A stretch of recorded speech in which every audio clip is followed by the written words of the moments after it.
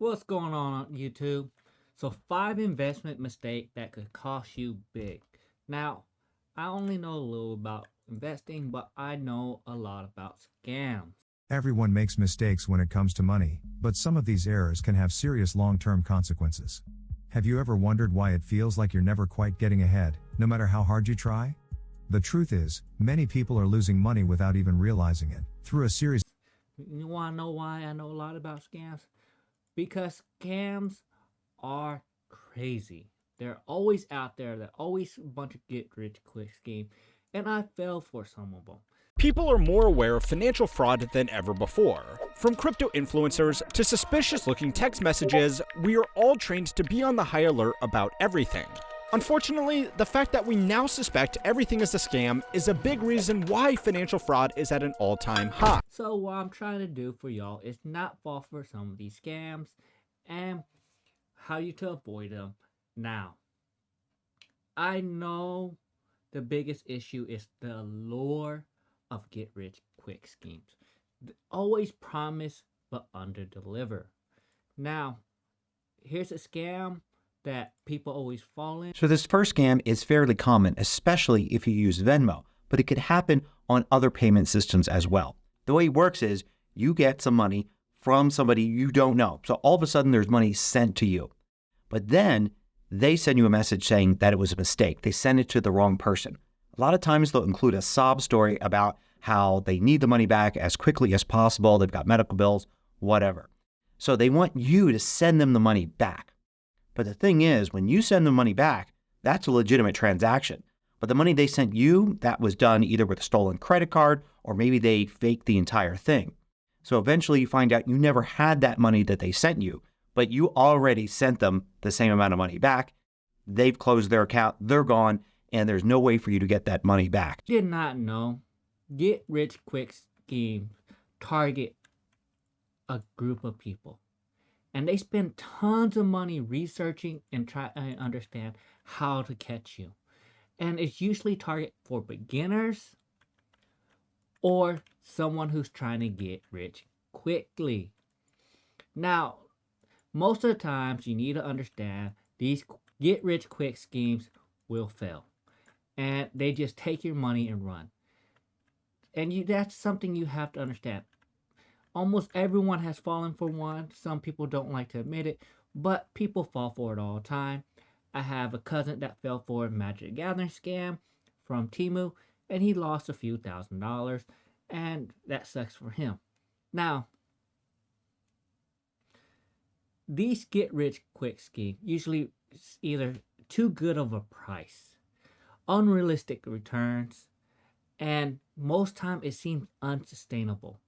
And you have to remember, pyramid schemes are one of those get rich quick scheme. You sell something, you get a portion of that money, and then the person above you get a portion of that money. And it's a big allure to try to get you in it. As the name suggests, a pyramid scheme is an investment scam which revolves around current investors receiving money by recruiting new members.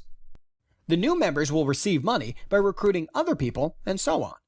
Now, I don't believe in a lot of these pyramid schemes, but there is a lot of scams out there, so you need to be careful. The allure of trying to get rich quick is to get you to waste your money and lose some money so that they can profit from it. You see billionaires, millionaires, and people fall from big wealth due to getting rich off of this get rich quick schemes, and they get arrested and put in jail. Joanna Michele Garcia was sentenced to 20 years behind bars after operating a Ponzi scheme right here in South Florida, defrauding investors nearly $200 million. Now, the other thing that you need to worry about is number 2, ignoring the importance of diversification. Now, if I tell you right now, I almost lost my rental houses and my real estate portfolio because I went into Airbnb and everything was focused around Airbnb, but then all of a sudden Airbnb started doing bad. Now, if I diversified my rental portfolio and instead of having all four of them on a Airbnb, I would have been fine. But I had too many in Airbnb. And what happened is Airbnb slowed down and I had four properties that I had to pay mortgage on and was only bringing half the amount of money that I was supposed to due to seasonal change, too many people flooding the market, all types of things, and the cost was adding up. So I could have lost my short term or my Airbnb property or my rental properties. Luckily, I had a job to cover it, and that's why you had to diversify. I was able to pull out from my stocks and dividends to cover those expenses, but I still all could have lost my properties. And this is why you have to diversify, and it helps protect your portfolio. Now, the reason why I tell you to get to stocks and dividends, real estate, and a business is because then you have three stream of income right there. If one of those legs go bad, you still can stand on two.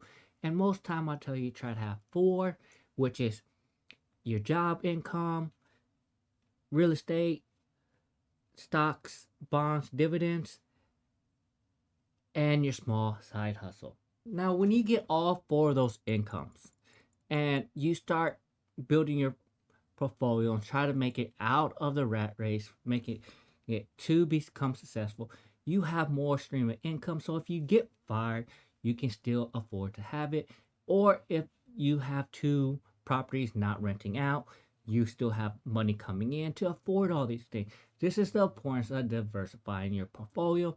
Now, I could go more in depth, but you have to understand the fluctuation of the market. With Airbnb, I went in there and was doing so well the first year. The second year, I was doing good, but when it came to that third year having on the market, the person that I arbitraged to it could not afford it no more, and they stopped paying rent. And then my Airbnb started doing bad, and then my third Airbnb wasn't getting paid on time and wasn't doing well. So luckily, I had a job to cover those expenses and had money put aside just in case. And it took forever to get these properties on a rent. It took somewhere between 6 to 9 months to get each one of my properties on a rental agreement. So it was 6 to 8, 9 months where I was paying $12,000 a month for my mortgages and had no renters. Now, if you don't think that will eat away your savings account or anything like that, you must have big pockets, because that even hurt me, especially since majority of it went on for 6 months. Let's talk about the danger of putting all your egg in one basket. So let's say you are in tech stock and that's all you're in. You didn't diversify anything.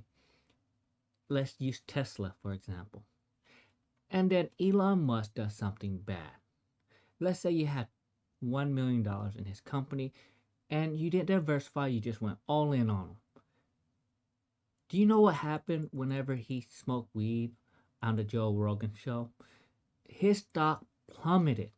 Now, it did recover, but it plummeted. So if you were relying on that for a leverage or anything else like that, you would have lost money if you sold the stock. And it's just not reliable. Same thing with me with the Airbnb. I lost money on it because it took too much time, too much effort to run that many properties, and cleaning and maintaining, it wasn't worth it. Now I understand that I am not built for Airbnb because you know what? You don't get paid that well for cleaning, and two, the renters do not stay long enough or don't treat your property that well. Now, number 3, chasing short-term trends. So, I know everyone likes to use Reddit, use all these stock trading apps and everything like that.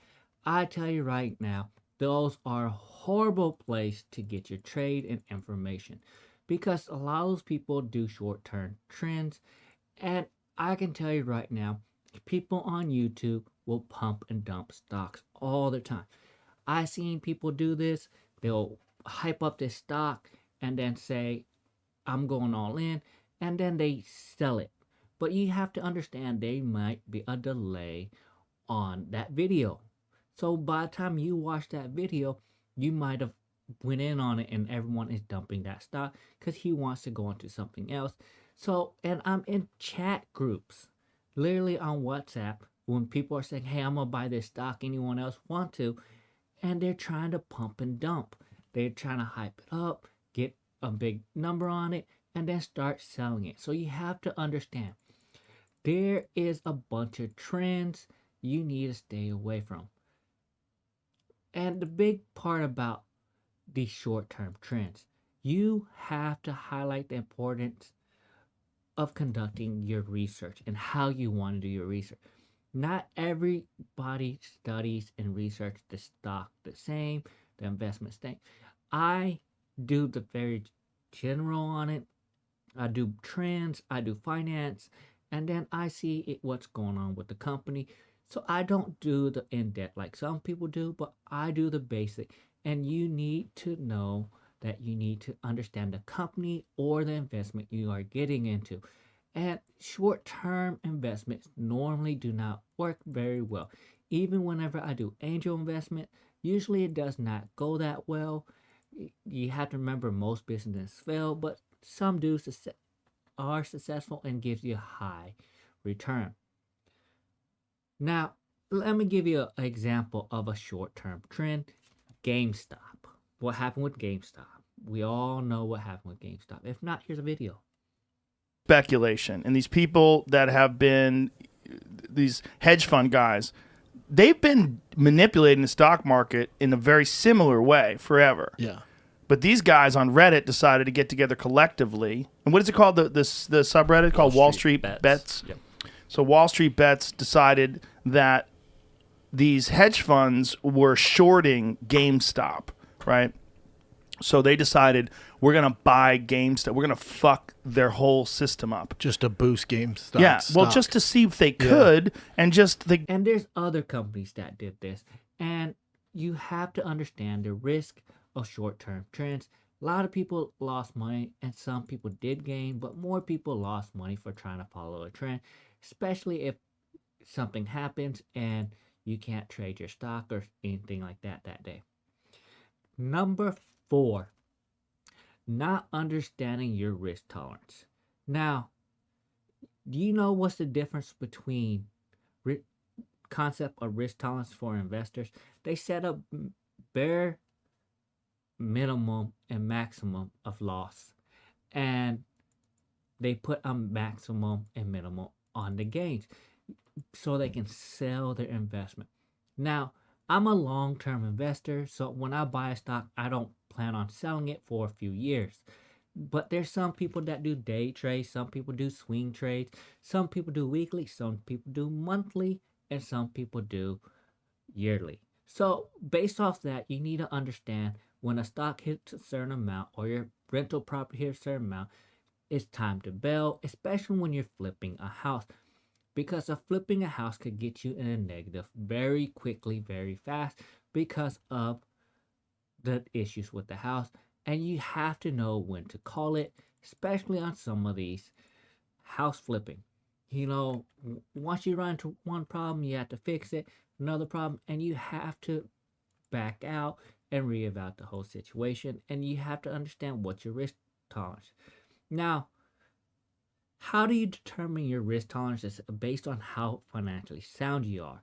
So it's very important to understand how much money are you willing to lose on this stock, on this day trade, on this swing trade, on this property. There's a bunch of information you have to account, and mainly it's based off your financial situation. Now, number 5 is failing to plan and set goals. Understand, if you don't set plans and realistic goals for your finance, you are not going to be successful, or not as likely to be successful. Why? Because it's not measurable, then it's not achievable, it's not relative, and time bound. There's all these different measurement you need to understand about setting a goal. You can't expect to flip a house in 90 days and have an unrealistic budget of only being able to spend $10,000-$20,000. Do people do it? Yes. But if it's your first few times of flipping a house, that's not realistic. So you have to think smartly. You can't believe what everyone does on their investment. Now, the big part about failing to plan and set goals is you have to invest constantly, and you have to understand what is an achievable goal for how much money you invest based off how much time you have on this money investment. Yes, you can flip a house in 30, 60, 90 days, but do you have a team? Do you have XYZ? Do you have everything in place? Most people do not, and so it doesn't take 90 days. It takes sometimes 6 months, sometimes a year. So this is where you have to understand you're not like HGTV. What are you like? You are just a normal person, and you have to understand you might need more meat on these deals than other people just because it's your first few times. And once you get better at it, you can understand it. The big part is what you see on TV, what you see on YouTube is not realistic if you have never done it. That's someone else doing it with their connection, with their benefits, with their timeline. So you have to make sure you plan and set goals, especially when you flip houses, especially if you invest in stocks, and especially if you want to plan to actually retire. You hear that retirement plan, there's the word plan in it. So you have to understand nothing was unintentional. Everything has attention to it, and that's how you get it. Now, those are the 5 investment mistakes that could cost you big time. Now, comment down below if you made some of these mistakes. I know I've made some of these mistakes, like get rich quick scheme and ignoring diversifying. So I fell for some of these trends. So, hey, everyone falls for it, but please learn from my example so you don't end up losing money like I did. Like and subscribe to my video, and that's all I got for you.